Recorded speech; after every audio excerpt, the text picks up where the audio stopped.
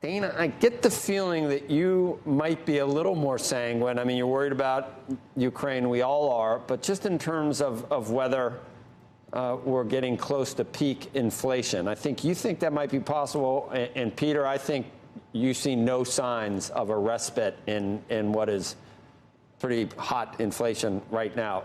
Is that fair, Dana?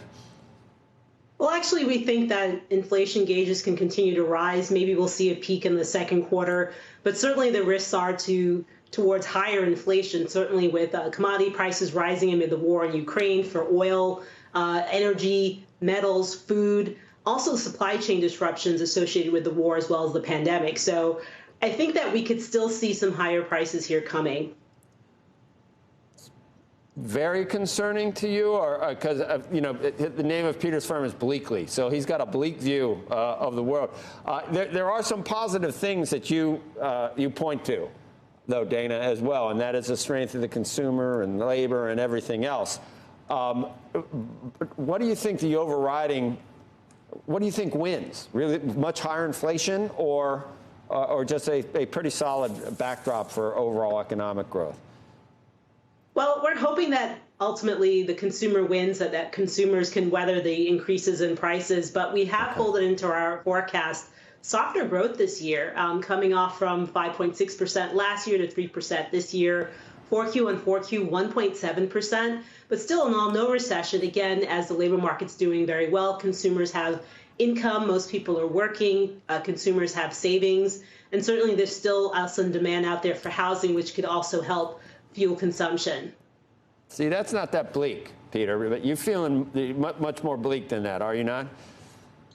Well, on a rate of change basis, it's very possible that the consumer price index is topped out because the comparisons get tougher from here. I think on the good side with respect to consumer prices, we probably have peaked out. And I know Jim mentioned earlier used car prices. All you had to do was listen to the CarMax conference call yesterday talking about how these high prices are now slowing sales.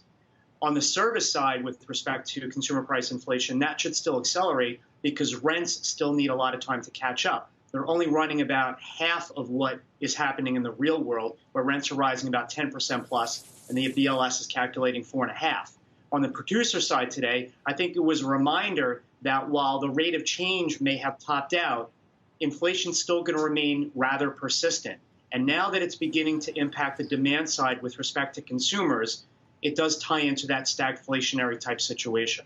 Yeah, I think I saw a note that you put out separate from your appearance here, but just that you always put out that said little respite was seen in the PPI data.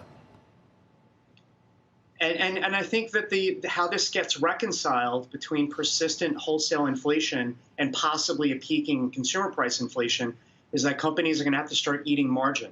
Margins as of Q4 hit a record high. And I think it's easy to argue now that that has topped out, both from a labor market perspective, because wages keep going up, but also from an input cost perspective, that it's the business itself that is going to have to start eating these margins. Shepard Smith here. Thanks for watching CNBC on YouTube.